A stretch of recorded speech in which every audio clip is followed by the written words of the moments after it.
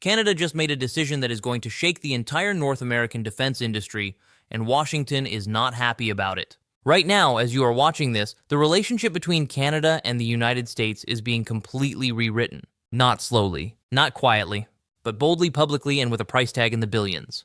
What you are about to hear in the next 11 minutes is not just a news update. It is the story of how Canada is choosing a completely different path and why it matters for every single one of us, whether you live in Ottawa, Toronto, Vancouver, or anywhere else in the world. Stay with me, because this story gets bigger and more surprising every single minute.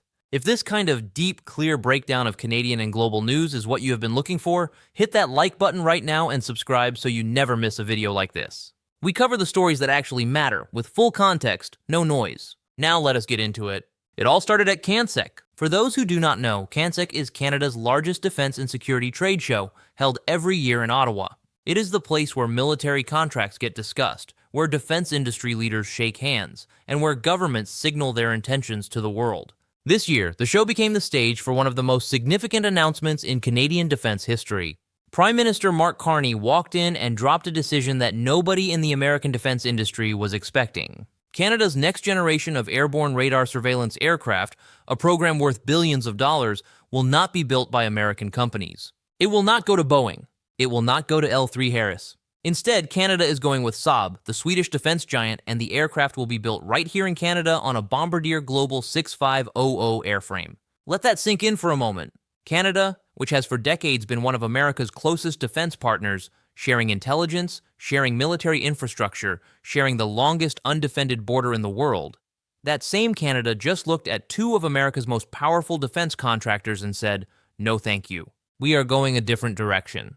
And this is not a small contract. We are talking about approximately 40 aircraft that will be manufactured right here in Canadian facilities, creating around 3,000 jobs for Canadian workers. This is a message delivered not just in words but in dollars, in jobs, and in steel. Now, to really understand why this is such a massive deal, you need to understand what these aircraft actually do. Airborne early warning and control aircraft, the kind that Saab's GlobalEye system is built around, are essentially flying radar stations. They are the eyes in the sky for a military. They can see threats coming from hundreds of kilometers away, coordinate fighter jets, track ships, monitor borders, and provide real-time intelligence that on the ground systems simply cannot match. For a country like Canada, which has one of the largest land masses on Earth, including vast Arctic territories that are extremely difficult to monitor from the ground, these aircraft are not a luxury. They are a strategic necessity. And the fact that Canada has chosen to build this capability domestically, on Canadian airframes, with a European technology partner rather than an American one, is a statement that goes far beyond defense procurement. It is a geopolitical signal. Let us talk about Bombardier for a second, because this is a beautiful part of this story for Canadians. The Global 6500 is a world-class business jet that Bombardier manufactures right here in Canada. It is already used by military operators around the world. By choosing to base the new radar aircraft on this platform, Canada is not just buying a product, it is investing in its own industrial base. When those 40 aircraft roll off the assembly line, every single rivet, every panel, every system integration will be creating value inside Canada. 3,000 jobs is not a number to brush past. That is 3,000 families, 3,000 paychecks, 3,000 people building something that belongs to Canada. This is what sovereign industrial strategy looks like in practice. And it is happening right now. But here is where the story gets even more layered and frankly more tense. While Mark Carney was making this announcement in Ottawa, something very different was happening in Washington. United States Trade Representative Greer stood up and said something that Canadians need to hear very clearly. He stated that Canada is in a different position from other countries when it comes to the Trump administration's permanent tariff framework, and that Canada is not accepting this framework as it stands. Now, on the surface, that might sound like trade negotiation language, dry diplomatic technical. But what it actually means is this: the United States is telling the world that Canada is an outlier. Canada is the country that is not playing along. Canada is the one that has not agreed to accept the new trade reality that Washington is trying to impose on its partners. And the Trump administration is making sure that message is heard. Think about what this means in practical terms. Tariffs are taxes on goods crossing borders. When the United States puts permanent tariffs on Canadian products, it makes Canadian exports more expensive in the American market. That hurts Canadian manufacturers, farmers, and workers. For decades, the relationship between Canada and the United States was built on the idea that these two neighbors could do business freely efficiently, and with mutual benefit. CUSMA, previously NAFTA, was the foundation of that relationship. Now Washington is signaling that the old rules no longer apply, and Canada is refusing to simply accept whatever new rules Washington wants to write. That tension is real, it is growing, and it does not have a clear resolution in sight. And then came the move that honestly stunned defense analysts and foreign policy experts across North America.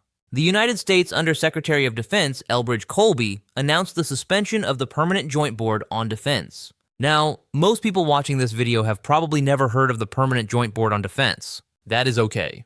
But once you understand what it is, you will understand why suspending it is such a significant and frankly alarming step. The Permanent Joint Board on Defense was established in 1940. That is 85 years ago. It was created when Canada and the United States were gearing up to face the Second World War together, and both governments recognized that defending North America required close, constant, institutionalized cooperation between the two militaries. It has met regularly ever since. Through the Cold War, through 9/11, through every major security challenge of the last 8 decades, this board has been the quiet backbone of North American defense cooperation. Suspending it is not a minor procedural step. It is a dramatic gesture. It is the United States saying to Canada, the institutional relationship that we have built and maintained for 85 years is now on hold. And why? Because Canada's not falling in line on tariffs. Because Canada chose a Swedish company over an American one for its radar aircraft. Because Canada, under Mark Carney, is pushing back against Washington in ways that previous Canadian governments would not have dared. This is a genuine rupture. Not a war, not a crisis with explosions and headlines, but a cold, calculated pulling apart of ties that have defined North American security for nearly a century. So how is Canada responding? With remarkable speed and decisiveness, actually. Mark Carney's government has committed to raising Canada's defense spending to 2% of GDP. That is the NATO target that Canada has been falling short of for years, and which the United States has been pressing all of its allies to meet. But here is what is interesting. Canada is not raising its defense spending to please Washington. It is doing it to become less dependent on Washington.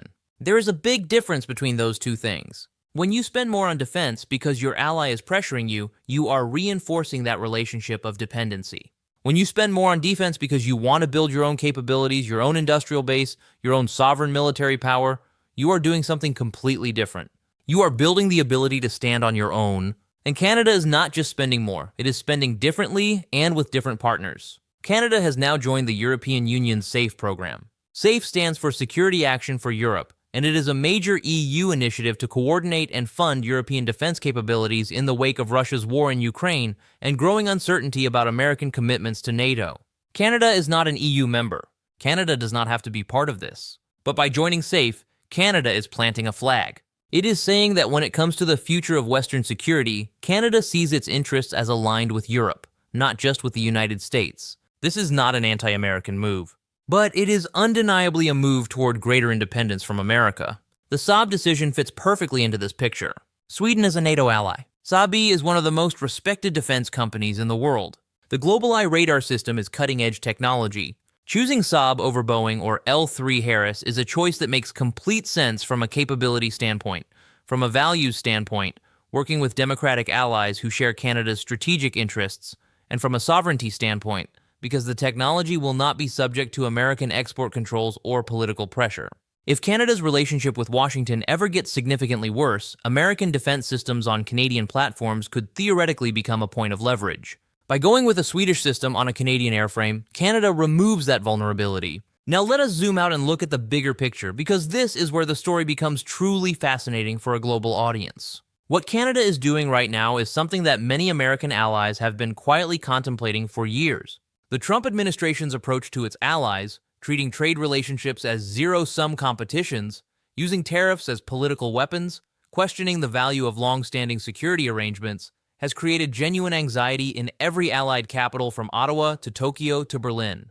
But most countries have been reluctant to make big public moves. The economic and security costs of openly challenging Washington are enormous. Most governments have chosen to absorb the pressure quietly, make small adjustments, and hope the political weather in Washington eventually changes. Canada is doing something different. Canada is making big, visible, structural changes to its defense relationships, its procurement decisions, its industrial strategy, and its international partnerships. And it is doing this while maintaining respectful diplomatic language, not burning bridges, but clearly building new ones. Mark Carney is a sophisticated, experienced figure in international economics and policy. He was governor of both the Bank of Canada and the Bank of England. He understands exactly what signals he is sending. He is not stumbling into this new strategic posture. He is choosing it deliberately. Which brings us to what happens next. Mark Carney is set to address the Economic Club of New York, one of the most prestigious and influential audiences in American business life. The Economic Club of New York has heard from presidents, prime ministers, CEOs, and central bankers for over a century. When Carney stands at that podium, he will not be speaking just to the people in that room. He will be speaking to the entire American business establishment, to investors, to multinational companies, to the people who fund political campaigns and shape the economic conversations in Washington. His message will be clear. Canada is a reliable, capable, sovereign partner that takes its own interests seriously. If you want to do business with Canada, Canada is open for it. But Canada will not simply accept terms that undermine its workers, its industries, and its strategic autonomy. This is a fascinating moment for American businesses to hear, because many of them have enormous economic interests in Canada and are not particularly happy about tariffs disrupting the deeply integrated supply chains that make North American manufacturing work. The auto industry is the most obvious example. Vehicles cross the Canada-United States border multiple times during their production process. Tariffs on Canadian parts raise costs for American manufacturers too. Carney speaking to this audience is a smart move because it separates the question of what is good for American businesses from what the Trump administration is doing. And those are not the same thing. Here is what I want you to really think about as we come toward the end of this video. The Canada-United States relationship is the longest, closest, most economically integrated bilateral relationship in the world. Two countries sharing a 5,500-mile border, trading nearly $2 trillion in goods and services every year, with military cooperation going back 85 years, with intelligence sharing that is essentially seamless, with millions of families that straddle that border. This relationship has survived wars, recessions, political disagreements, and cultural friction. It is deeply, structurally important to both countries. What is happening right now is not the end of that relationship, but it is a genuine inflection point. For the first time in a very long time, Canada is making choices that prioritize Canadian sovereignty over the comfort of the relationship with Washington. And these are not symbolic choices. They are billion-dollar choices, with 40 aircraft, 3,000 jobs, and 85 years of institutional history on the line. Whether you think this is the right move for Canada or not, you cannot deny that it is a bold one. And it is happening at a speed that very few people expected. The months ahead are going to be extremely consequential. Carney's speech to the Economic Club of New York will tell us a great deal about how Canada plans to frame this new chapter. The response from Washington will tell us whether there is any appetite for genuine renegotiation or whether the pressure campaign against Canada is going to intensify. The Saab contract will move into its implementation phase, and we will start to see what 3,000 Canadian defense jobs actually looks like on the ground. And European partners will be watching closely to see whether Canada's pivot toward transatlantic cooperation is durable or just a moment of frustration. This is one of those rare stories where every single development matters. Every statement from Ottawa, every tweet from Washington, every contract signed and every meeting held is a piece of a much larger puzzle that will define North American security and economic relationships for years to come. And we are going to keep covering every piece of it for you right here with the depth and context that this story deserves. If you made it this far, you clearly care about understanding what is actually happening in the world, not just the headlines, but the real story behind them. That means a lot, and I want you to know this channel is built for exactly that kind of viewer. So here is what I need from you right now. Drop a comment below and tell me, do you think Canada is making the right move by choosing Saab over American companies? Do you think this pushback against Washington is bold strategy or unnecessary risk? I genuinely want to hear your perspective because this is exactly the kind of question where thoughtful people can disagree, and the conversation in the comments is always worth having. If you found this breakdown valuable, please share this video with someone you know who follows Canadian politics or international news, because most people have not heard the full picture of what is unfolding here, and this is a story that deserves to be understood widely. Thank you for watching, and I will see you in the next one.